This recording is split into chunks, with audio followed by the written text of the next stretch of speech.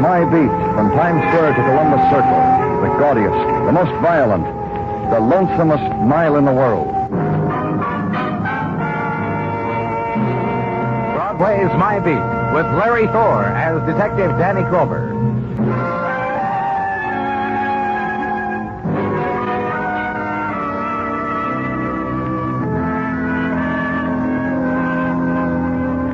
The time comes to Broadway when summer is an early evening. The winds of twilight begin their drifting, and in their wake, the leading edge of night. The laughter begins to bubble in the heat-heavy corridors, and when laughter is to a boil, doors are opened onto the nighttime, and it spills and flows with the currents of this new darkness. And from somewhere a breeze, and the rocket and flare of light, green, blue, scarlet, splashing the faces and shoulders of women heading into nighttime. The Midway is opening now, so hurry, hurry, hurry. Tickets are being sold to Carnival. And in an office at headquarters, the listless ending to a day splattered with minor violences. The stapling together of quadruplicate reports on same. The drone of a fan whirring against the remaining wisps of a day's heat, and a detective talking into a phone. Then shifting it to his other hand, to his other ear, because it's moist with his sweat. Sure, Georgie. Well, we'll take care of it. Yeah. That was Georgie Beck. Same thing? Yeah, Georgie says being followed again. Georgie's in danger, he says. Georgie's upset. Pickpocket with a neurosis, Danny. It could ruin him in his business. If he calls once more, it'll ruin me and mine.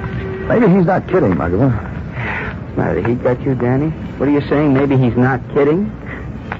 First time Georgie called, we spent a man on him. Weeks we spent a man on him. All that was following Georgie was Georgie's own boozy breath. We flea-bagged the bar and danced me around again, Georgie. Maybe whoever was following him spotted our man, laid off for a while. Now with our man off, Georgie, maybe he started again. I got a theory, too. You care to hear it? Sure. You won't laugh. Why should I?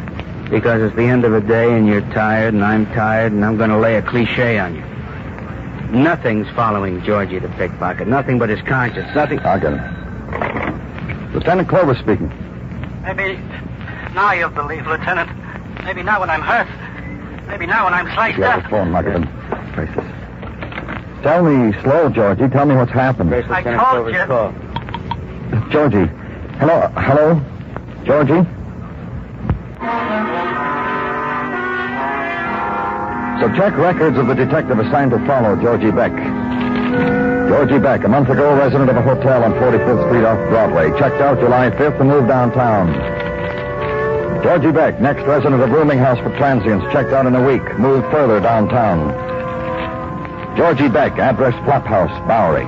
Then assigned detective pulled off of assignment.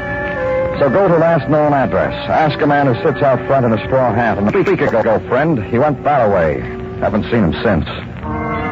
So leave there. Ride the squad car a couple of blocks east. Find a bar you're looking for.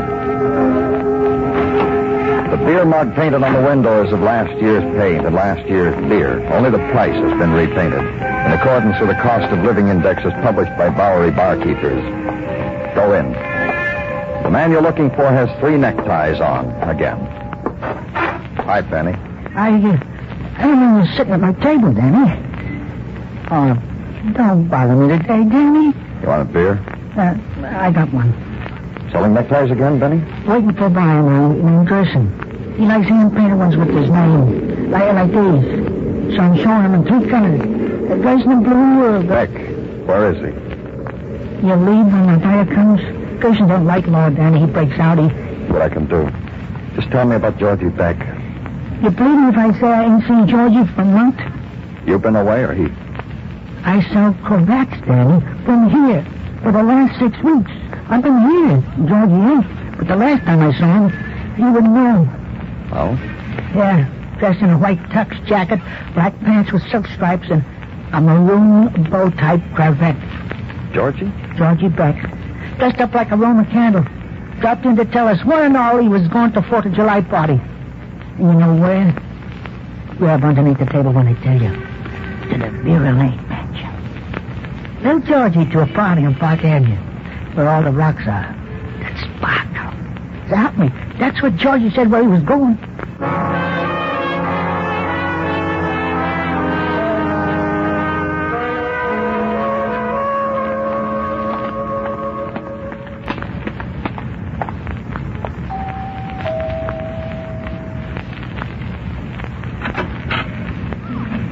Look what you got for a butler, mister.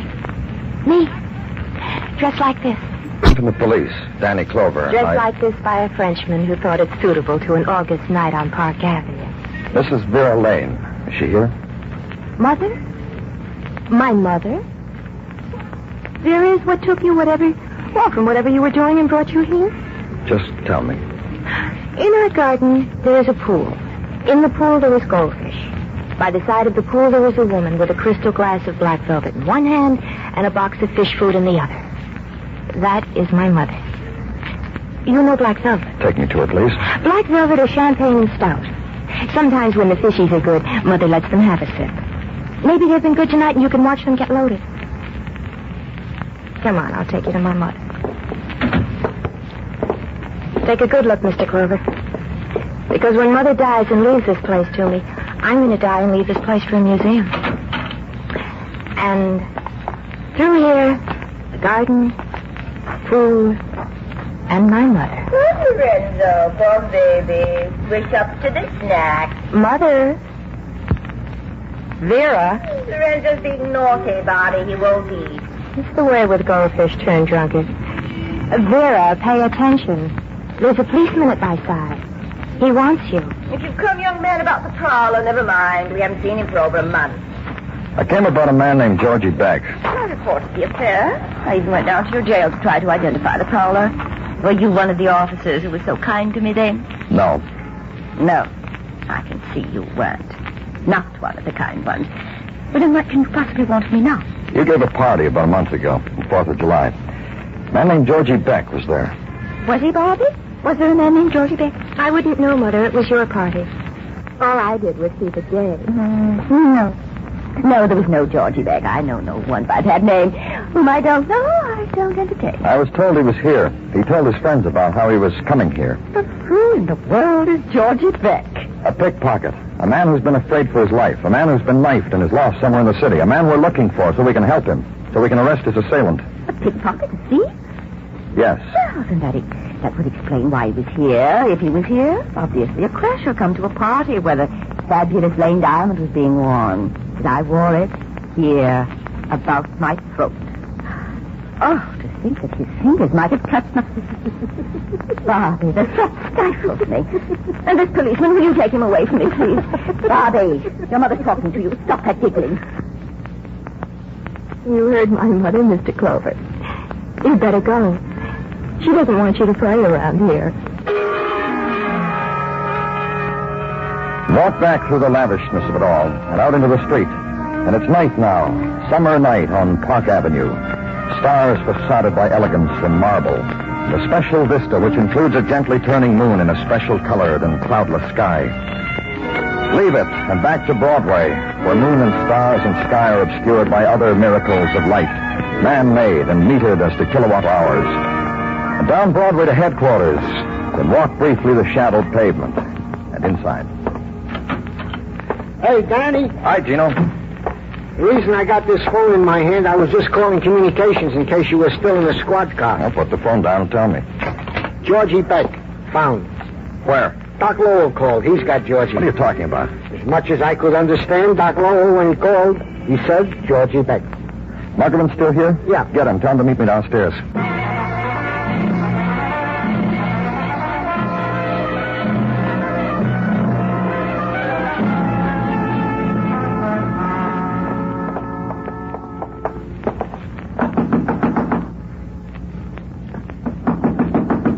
Lights on. Somebody's in there. Try it again. Let's go in, Muggerman. Yeah. There they are. Yeah, both of them flat on their face. Take the dark, Muggerman. Right. Come on, Doc. Get up. Rise and shine, Doc. Come on. Come on. Lowell's drunk again, or still, or yet, or whatever you want to call him. Yeah. Is it Georgie? Oh, dead, huh? Dead.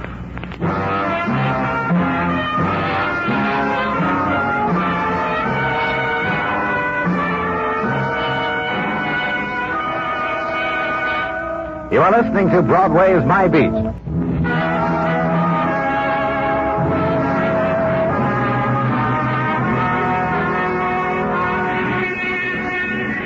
The days are slow on Broadway now.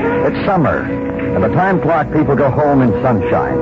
And twilight is an hour's time to make ready. The fast drink, the fast shower, the quick phone call. It's rockets of color, and the sudden swift rush of riot. So grab a partner and hang on. Night dies quickly. Night was halfway done. Where I was, in the room downtown, in the quiet room at the end of a tenement corridor, death was. Come on, wake up. That's the boy. Okay, now on your feet. Up, come on. How are you this evening, Detective Muggerman? And Lieutenant Clover. Your hand, please, Lieutenant. Danny. Who's dead, Doc? I tried, Danny. I really did. Hey, Danny. Yeah? Hand me that bottle, please. We want to know what happened here, Doc. I need the bottle. Here. Thanks, Danny. Doesn't mean anything, Danny. Now and then I throw a half-full bottle of booze through the window. If it's supposed to mean I'm not going to drink anymore. Oh, come on, Lowell. Just tell us what happened, will you? I was looped when he came in. I couldn't help him. I tried. You remember when that happened before, Danny? When it got in the papers? Maybe you need a faucet in your face, Doc. Come on, we got work to do. Alone. He's all right. Georgie Beck knocked on my door. He was bleeding. He said he walked 2 blocks like that. I don't see how he did it. I tried to help him. I guess once I was taught what to do, but I saw the blood and I just ran around the room trying to think what to do. I gotta lie down, Danny. Sure, go ahead. Madam. Yeah. We'll into the wagon and technical comes. First thing in the morning, I want you to do something. What? It worries me why Georgie Beck was at that party. The Vera Lane job? Yeah. What makes us so sure he was there? Mother and daughter don't remember. Georgie had a formal outfit on the 4th of July. Get a guest list and check it down. Find out if and why Georgie was there. Okay. You going home? I've got a call to make first.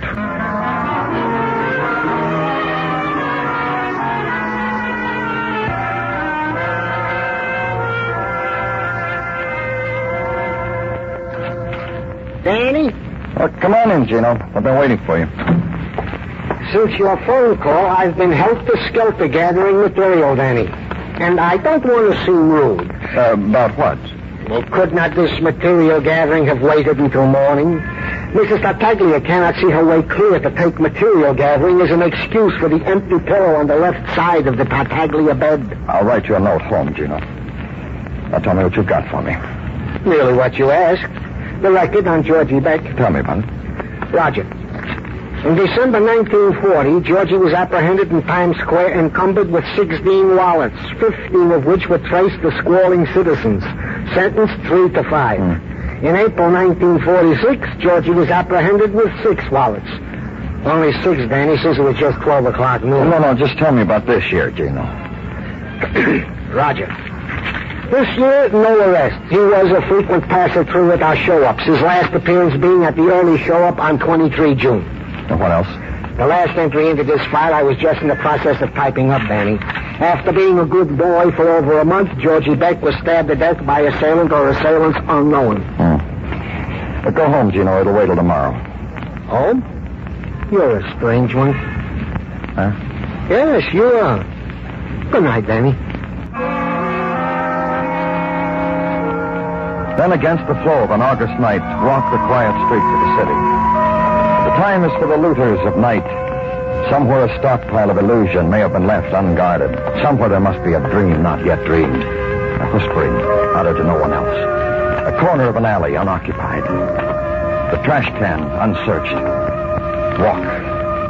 And be conscious of the night pattern you fulfill. Drifter, straggler, searcher, derelict. And in the room, night ebbs, and in its wake, sleep. And on the wall of the room dances the image of a pickpocket in finery, sauntering through marble mansions.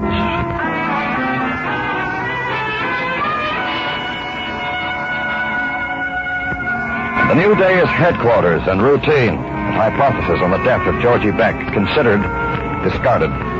Then at 1 o'clock, the day is distilled into a phone call from Detective Muggerman. Get here, it says. A man you ought to talk to. Park Avenue neighbor of Vera Lane, 3 doors uptown. I'll wait for you. And you order the squad car, and you get there. Guy Crail, Danny, one of the guests at the Lane party a month ago. Lieutenant Clover, Mr. Crail. The thing you two must understand about me. In the mornings, I'm irritable. In the morning, repetition bores me. A free translation of Mr. Crail's remark, Danny, is that he's already told me what I want him to tell you. All right, go ahead, Mr. Crail. Perhaps you don't understand. I abhor being repetitious, tautological. Hey, you just go right ahead and be that, Mr. Crail. Now speak your piece to Lieutenant. We won't tell a soul how you are in the morning. Well, for this mercy, thanks. Well, I attended Vera's shindig. I admired the lane diamond about her wrinkled neck, drank the bubbly, put punk to sparkler, and was relieved of certain of my effects. What? What the gent is saying, Danny, Mr. Crail is saying, he was heisted of his wallet at this Park Avenue affair. Georgie Beck?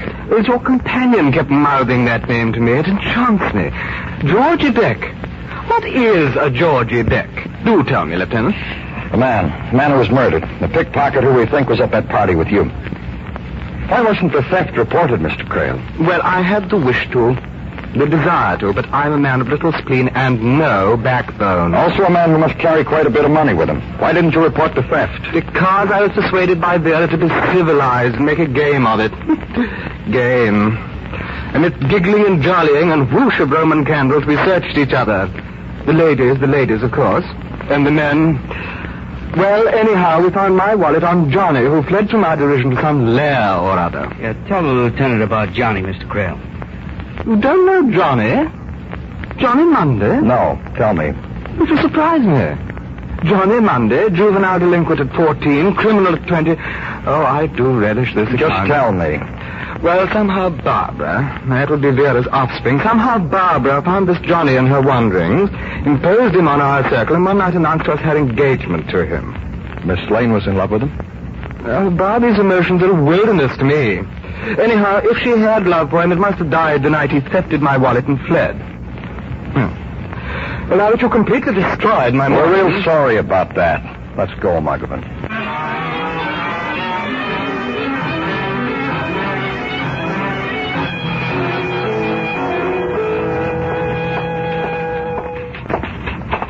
Officer Webb?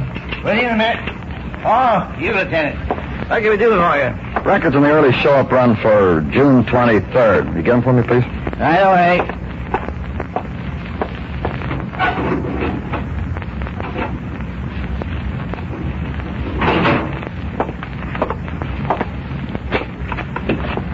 All yours, Lieutenant. A fine collection of pickpockets, prowlers, and sorted muggers. Thanks. Oh, sorry, I should have made it clearer. This isn't what I want. All you got to do is state your case, Lieutenant. Anything you want, we're here to cooperate. Well, I want to run down on the people who attended the show-up, spectators, the people who came to identify the suspects. Oh, that's right here on the back of the file.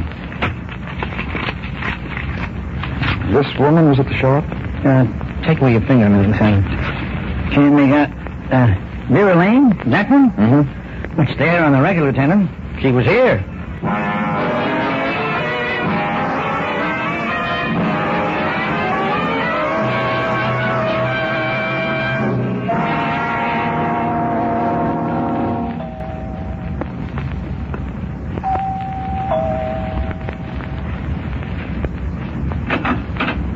Yes?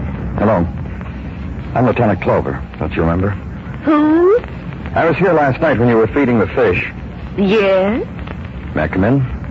It'll be a few hours yet before I feed the fish. Let's go in, Mrs. Lane. I want to talk to you. You want to see me while you see my daughter? That's a nice compliment. Bobby, it's that detective who was here last night. Hello, Barbara. Hello. Bye now. I'll tell you when, Barbara. I did the polite thing, Mr. Clover. I greeted you. What do you want? Just come back here. All right. Tell me when to start. Barbara. Yes, Mother? Don't start anything. Just listen to the man. You're here for what, Mr. Clover? To tell you about Georgie Beck. That's the man I read about in this morning's paper. That's the man I asked you about last night. Well, what happened to him? Mother, you read. What happened to him? He's dead. You're here for what, Mr. Clover? To gather everything together. To tell you why he died. I know why he died. Oh, don't be silly, Bobby. He died because a drunken doctor, a doctor with no license, couldn't do anything for it. That's right. Goes a little further than that. Bobby. Now, don't get the vapors, Ma. Georgie Beck was a little man who thought someone was following. For a while, we put a man on it. Nothing happened. We dropped Georgie. Don't you hear lip, Mother?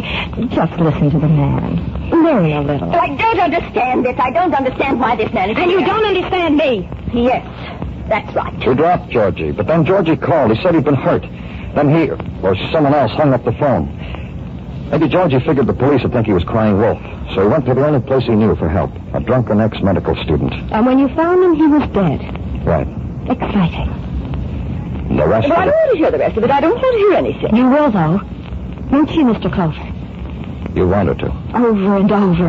Over and over. Hi, Ma. What am I going to do with you? Mr. Clover, did you ever hear a more stupid question in all your life? Georgie was at your 4th of July party, wasn't he? You trying to beat Ma on stupid questions? Mrs. Lane, tell me about the time you went to the police show.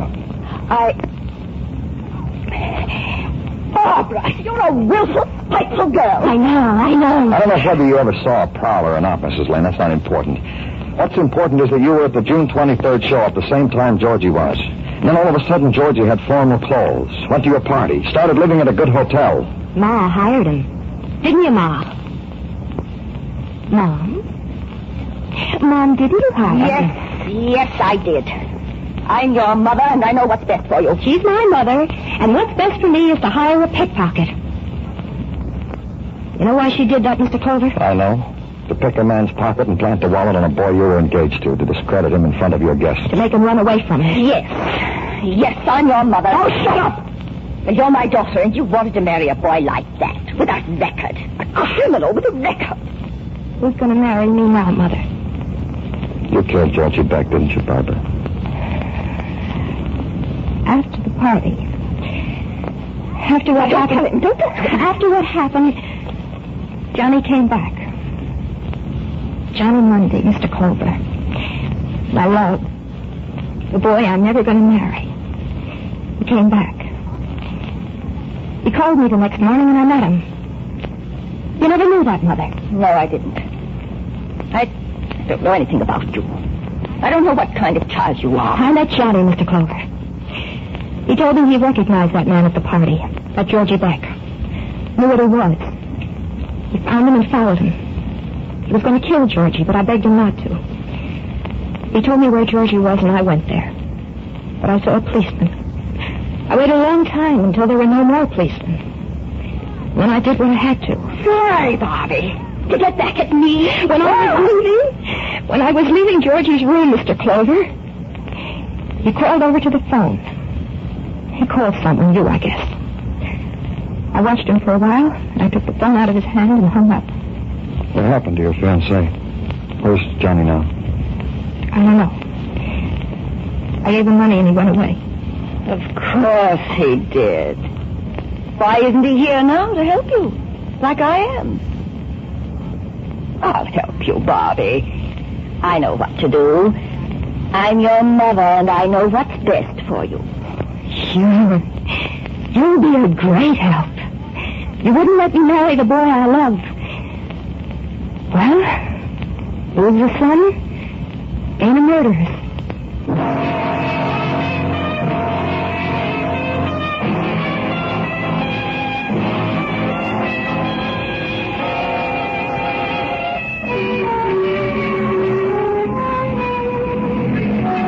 The night's jury races against the time of dawn on Broadway. It needs those hours to prove itself. Mob and grinning faces, hawkers, and the high heels clack, and the voice that whispers. But hurry. Time is a race, and night lasts only so long. It's Broadway. The gaudiest, the most violent, the lonesomest mile in the world. Broadway, my beat.